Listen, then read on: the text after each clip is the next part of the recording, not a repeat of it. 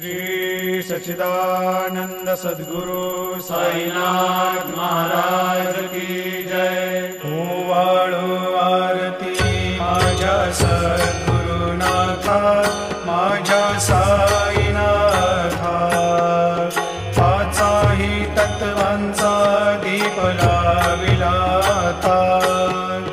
निर्गुणाची स्थिती कैसी आकारा आली, बाबा कराले सर्व घटी